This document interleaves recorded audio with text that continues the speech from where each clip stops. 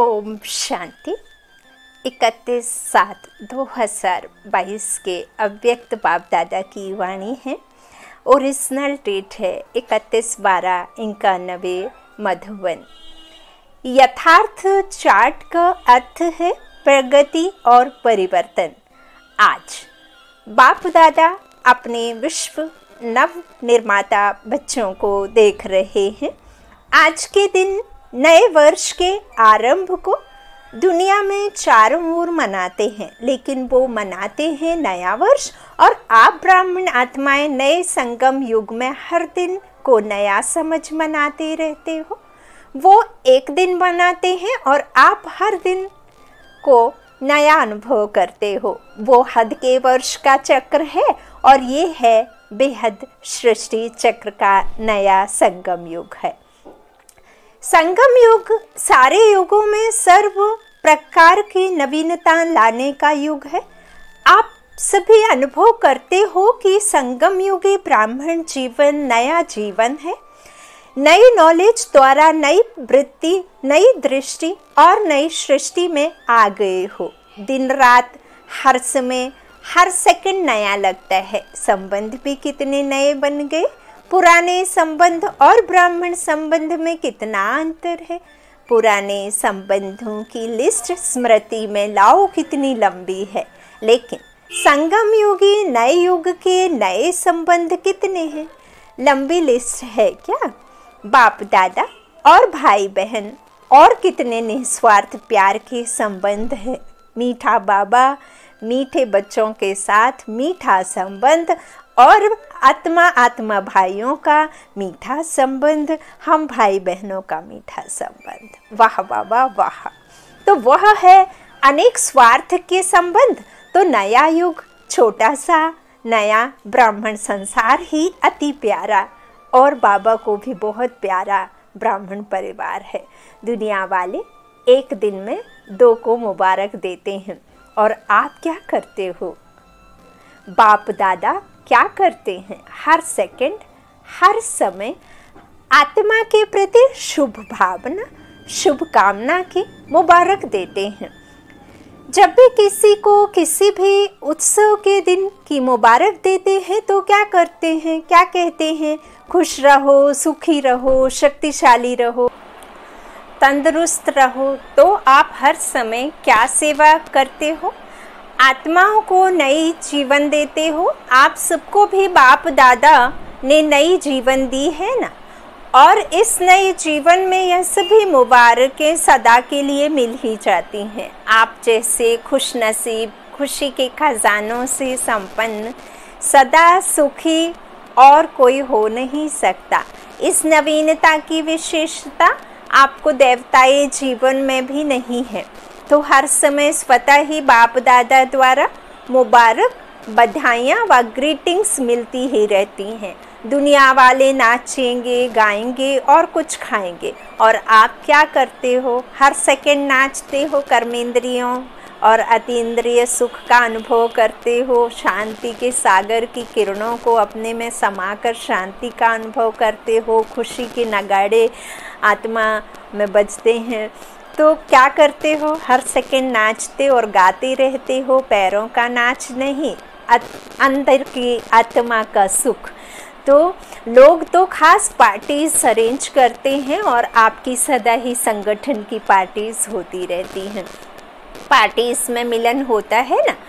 आप ब्राह्मणों की अमृत वेले से पार्टी शुरू हो जाती है। पहले बाप दादा से मनाते हो, एक में अनेक संबंध और स्वरूपों से मनाते हो। फिर आपस में ब्राह्मण जब क्लास करते हो तो संगठन में मिलन मनाते हो ना। और मुरली सुनते सुनते नाचते हो गाते हो और हर समय उत्साह भरे जीवन में उड़ते रहते हो। ब्राह्मण जीवन का श्वास ही है उत्साह। अगर उत्साह कम होता है तो ब्राह्मण जीवन के जीने का मज़ा नहीं होता है। जैसे शरीर में भी श्वास की गति यथार्थ चलती है तो अच्छी तंदुरुस्ती मानी जाती है। अगर कभी बहुत तेज गति से चले, कभी स्लो हो जाए तो तंदुरुस्ती नहीं मानी जाएगी ना। ब्राह्मण जीवन अर्थात उत्साह, निराशा नहीं। जब सर्व आशाएं पूर्ण करने वाले बाप के बन गए तो निराशा कहाँ से आई? आपका ऑक्यूपेशन ही है निराशावादी को आशावादी बनाना। तो इस तरह से आशावादी जब बाबा बनाने की बात करते हैं तो पहले तुम खुद बनोगे, तब तो दूसरे आत्माओं को बनाएंगे।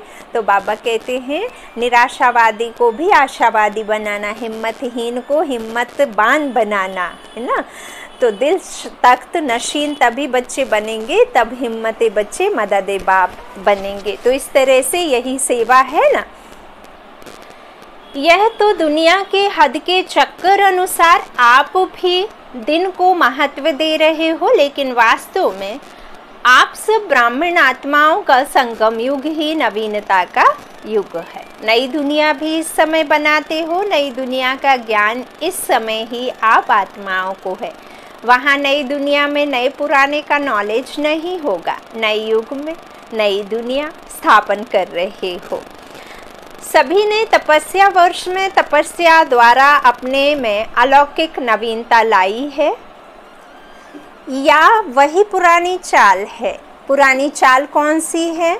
योग अच्छा है, अनुभव भी अच्छे होते हैं, आगे भी बढ़ रहे हैं, धारणा में भी बहुत फर्क है, अटेंशन भी बहुत अच्छा है, सेवा में भी वृद्धि अच्छी है। लेकिन का पूछ लग जाता है। पूंछ लगा माना बंदर समान हो गए। पूंछ बंदर की होती है, असल में बंदर की नहीं, मनुष्यों की होती है ना, क्योंकि वही चाहते हैं कि हमें कोई पूछे। पूंछ किसकी हुई? मनुष्यों की। बंदर तो कभी नहीं कहते कि मुझे पूछो। तो इसलिए बाबा कहते हैं कभी कभी ऐसा हो जाता है। यह कभी कभी का पूंछ कब तक समाप्त करेंगे? तपस्या वर्ष में यही नवीनता लाओ।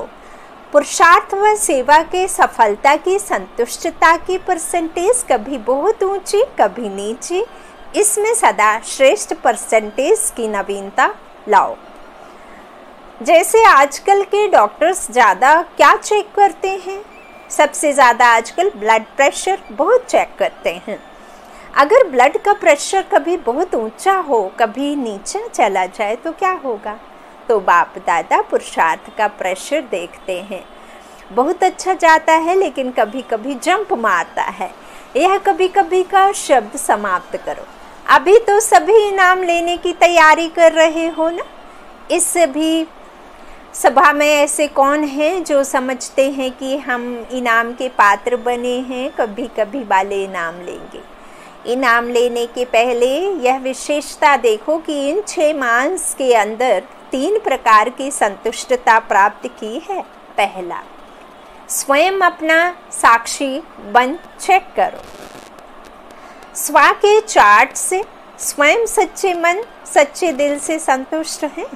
3 बातें। पहला, स्वयं अपना साक्षी बन चेक करो कि मैं आत्मा कितने देर तक और कितने समय तक आत्मा रहती हूँ और कितने समय तक खुद को शरीर समझकर देह भान में आती हूँ। पहला चेकिंग। दूसरा, स्व के चार्ट से स्वयं सच्चे मन सच्चे दिल से संतुष्ट हैं। बाबा मिला है तो संतुष्ट हैं या नहीं। दूसरा, जिस विधि पूर्वक बाप दादा याद के परसेंट को चाहते हैं, उस विधि पूर्वक मन वचन कर्म और संपर्क में संपूर्ण चार्ट रहा, अर्थात बाप भी संतुष्ट हो। तीसरा, ब्राह्मण परिवार हमारे श्रेष्ठ योगी जीवन से संतुष्ट रहा, तो तीनों प्रकार की संतुष्टता अनुभव करना, अर्थात प्राइस के योग्य बनना। विधि पूर्वक आज्ञाकारी बन चार्ट रखने की आज्ञा पालन की, तो ऐसे आज्ञाकारी को भी मार्क्स मिलती है। लेकिन संपूर्ण पास मार्क्स उनको मिलती है जो आज्ञाकारी बन चार्ट रखने के साथ साथ पुरुषार्थ की विधि और वृद्धि की भी मार्क्स लें। जिन्होंने इस समय इस नियम का पालन किया है, जो एक्यूरेट रीति से चार्ट लिखा है, वह भी बाप दादा द्वारा ब्राह्मण परिवार द्वारा बधाइयाँ लेने के पात्र हैं। लेकिन इनाम लेने योग सर्व के संतुष्टता की बधाइयाँ लेने वाला पात्र है। यथार्थ तपस्या की निशानी है कर्म, संबंध और संस्कार।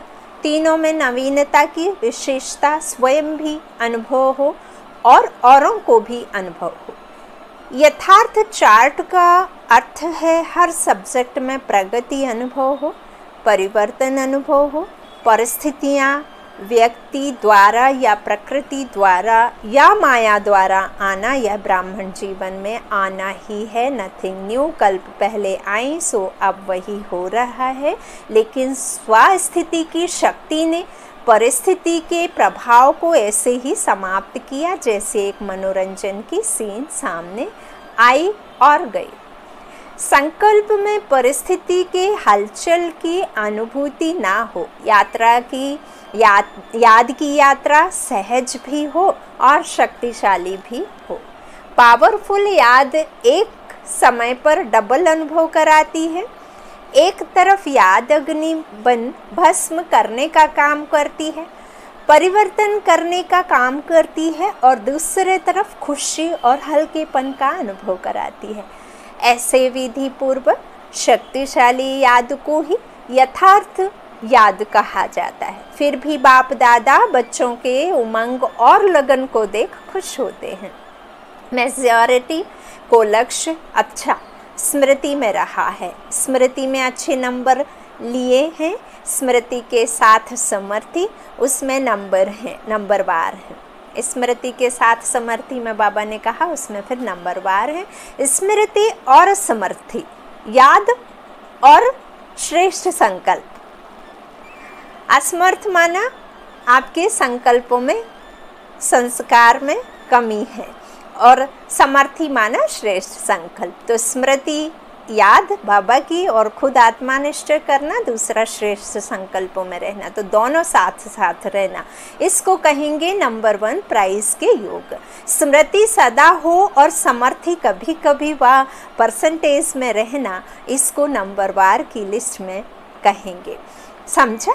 एक्यूरेट चार्ट रखने वालों के भी नामों की माला बनेगी। अभी भी बहुत नहीं तो थोड़ा समय तो रहा है। इस थोड़े समय में भी विधि पूर्वक पुरुषार्थ की वृद्धि कर अपने मन, बुद्धि, कर्म और संबंध को सदा अचल अडोल बनाया तो इस थोड़े समय के अचल अडोल स्थिति का पुरुषार्थ आगे चलकर बहुत काम में आएगा और सफलता की खुशी स्वयं भी अनुभव करेंगे और औरों द्वारा भी संतुष्टता की दुआएं प्राप्त करते रहेंगे। इसलिए ऐसे नहीं समझना कि समय बीत गया, लेकिन अभी भी वर्तमान और भविष्य श्रेष्ठ बना सकते हो। अभी भी विशेष स्मृति मास एक्स्ट्रा वरदान प्राप्त करने का मास है। जैसे तपस्या वर्ष का चांस मिला, ऐसे स्मृति मास का विशेष चांस है। इस मास के 30 दिन भी अगर सहज स्वतः शक्तिशाली विजयी आत्मा का अनुभव किया तो यह भी सदा के लिए नेचुरल संस्कार बनाने की गिफ्ट प्राप्त कर सकते हो। कुछ भी आवे, कुछ भी हो जाए, परिस्थिति रूपी बड़े से बड़ा पहाड़ भी आ जाए, संस्कार टक्कर खाने के बादल भी आ जाए, प्रकृति भी पेपर ले, लेकिन अंगद समान मन बुद्धि रूपी पाँव को हिलाना नहीं है। अंगद के जो पैर का बताया है बाबा ने, वो निर्विकारी विकारों से मुक्त आत्मा जो परमात्मा पर निश्चय है, तो उस परमात्मा के निश्चय बच्चे को कोई भी पुराने संस्कार वाली या पुराने संस्कार आने में कोई भी अंगद समान उसकी स्थिति को अचल अडोल ही रहेगी, उसको कोई भी हिला नहीं सकता। तो यह बात बाबा ने अंगद के समान मन बुद्धि रूपी पाँव को हिलाना नहीं है। वो हिलेगा नहीं, चाहे कितना भी माया रावण उसे हिलाने की कोशिश करे, अचल रहना। बीती में अगर कोई हलचल भी हुई हो, उसको संकल्प में भी स्मृति में नहीं लाना है, फुल स्टॉप लगाना। वर्तमान को बाप समान श्रेष्ठ सहज बनाना और भविष्य को सदा सफलता के अधिकार से देखना। इस विधि से सिद्धि को प्राप्त करना। कल से नहीं, अभी से करना। स्मृति मास के थोड़े समय को बहुत काल का संस्कार बनाओ। यह विशेष वरदान विधि पूर्वक प्राप्त करना। वरदान का अर्थ यह नहीं कि अलबेले बनो, अलबेला नहीं बनना, लेकिन सहज पुरुषार्थी बनना। अच्छा, कुमारियों का संगठन बैठा है, आगे बैठने का चांस क्यों मिला है? सदा आगे रहना है, इसलिए यह आगे बैठने का चांस कुमारियों को मिला है। समझा? पका हुआ फल बन के निकलना, कच्चा नहीं गिर जाना। सभी पढ़ाई पूरी कर सेंटर पर जाएंगी या घर में जाएंगी? अगर माँ बाप कहें आओ तो क्या करेंगी? अगर अपनी हिम्मत है तो कोई किसको रोक नहीं सकता। थोड़ा थोड़ा आकर्षण होगा तो रोकने वाले रोकेंगे। नव वर्ष मनाने के लिए सभी भाग कर आ गए। नया वर्ष मनाना अर्थात हर समय को नया बनाना, हर समय अपने में रूहानी नवीनता को लाना है। चारों ओर के सभी स्नेही और सहयोगी बच्चे भी आज के दिन के महत्व को जान विशेष दिल से या पत्रों से या कार्डों द्वारा विशेष याद कर रहे हैं और बाप दादा के पास पोस्ट करने के पहले ही पहुंच जाता है, क्योंकि आपने जो संकल्प पत्र में लिखा, चिट्ठी में लिखा, कार्ड में लिखा, इवन बाबा मेल भी समझते हैं। तो जैसे ही आपने परमात्मा का नाम लेकर के कलम चलाई, संकल्प उठा और वो वाईफाई जो 5G से भी बहुत पावरफुल टावर को कैच करने वाले वो सर्वशक्तिमान बाप ने आपके संकल्पों को अपने में पहले ही समा लिया। तो इस तरह से उनके पास याद पहले ही पोस्ट हो जाती है। तो पोस्ट करने से पहले ही पहुंच जाता है, लेकिन लिखने के पहले ही पहुंच जाता है। संकल्प किया और पहुंच गया। इसलिए कई बच्चों के सहयोगियों के कार्ड पीछे पहुंचेंगे, लेकिन बाप दादा पहले से ही सभी को नए युग में नए दिन मनाने की मुबारक दे रहे हैं। सभी बाबा की मुबारक स्वीकार करें। शुक्रिया बाबा। जैसे कोई विशेष प्रोग्राम होता है ना, तो आजकल के लोग क्या करते हैं, अपना टीवी खोल कर बैठ जाते हैं। तो सभी रूहानी बच्चे अपनी बुद्धि का, दूरदर्शन का स्विच ऑन करके बैठे हैं। बाप दादा चारों ओर के मुबारक पात्र बच्चों को हर सेकंड की मुबारक की दुआएं रेस्पॉन्ड में दे रहे हैं। हर समय की याद और प्यार, यही दुआएं बच्चों के दिल के उमंग उत्साह को बढ़ाती रहती हैं। तो सदा स्वयं को सहज पुरुषार्थी और सदा पुरुषार्थी, सदा विधि से वृद्धि को प्राप्त करने वाले योग आत्माएं बनाए उड़ते रहो। ऐसे सदा वर्तमान को बाप समान बनाने वाले और भविष्य को सफलता स्वरूप बनाने वाले श्रेष्ठ बधाइयों के पात्र आत्माओं को बाप दादा का याद प्यार और नमस्ते। वरदान बहुत ही प्यारा मीठा है। अपनी सर्व जिम्मेवारियों का बोझ बाप को दे दें। स्वयं हल्का रहने वाले निमित्त और निर्माण भाव। जब अपनी जिम्मेवारी समझ लेते हो तब माथा भारी होता है। मेरा मेरा कहने से ही भारीपन आता है। जिम्मेवार बाप है, मैं निमित्त मात्र हूँ, मालिक वो है, मैं तो नौकर हूँ, आया हूँ और निमित्त बना हूँ। तो यह स्मृति हल्का बना देती है। इसलिए अपने पुरुषार्थ का बोझ, सेवाओं का बोझ, संपर्क संबंध निभाने का बोझ, सब छोटे मोटे बोझ बाप को देकर हल्के हो जाओ। और जब आप अपने बोझ को उस मालिक को सौंप देंगे तो बाकायदा आप उस अनुभव में रहें कि एक बाबा खाली वस्त्र लेकर उसमें सारे अशांति, दुख, परेशानियाँ, बीमारियाँ, परिवार की, संबंध की, संपर्क की, बिजनेस की जितनी भी मुश्किलें हैं, सब माया के जितने भी आपके पास में हैं, सारा सब कुछ वो उस पोटली में बांध कर ले जाएगा। फिर आप हल्के हो जाएंगे। तो इस तरह सब छोटे मोटे बोझ बाप को देकर हल्के हो जाओ। अगर थोड़ा भी संकल्प आया कि मुझे करना पड़ता है, मैं ही कर सकता हूँ, तो यह मैंपन भारी बना देगा और निर्माणता भी नहीं रहेगी। निमित्त समझने से निर्माणता का गुण भी स्वतः आ जाता है। आज का स्लोगन है, संतुष्ट मणि वह है जिसके जीवन का श्रृंगार संतुष्टता है। संतुष्ट मणि वह है जिसके जीवन का श्रृंगार संतुष्टता है। नागमणि चमकती है ना, तो कहाँ चमकती है नागमणि? मस्तक पर, है ना, डायमंड जैसा। तो ये आत्मा मस्तक पर सदा संतुष्ट मणि की चमकते रहना चाहिए। अच्छा, ओम शांति। शुक्रिया बाप दादा, शुक्रिया आप सभी भाई बहनों का। गुड नाइट बाप दादा।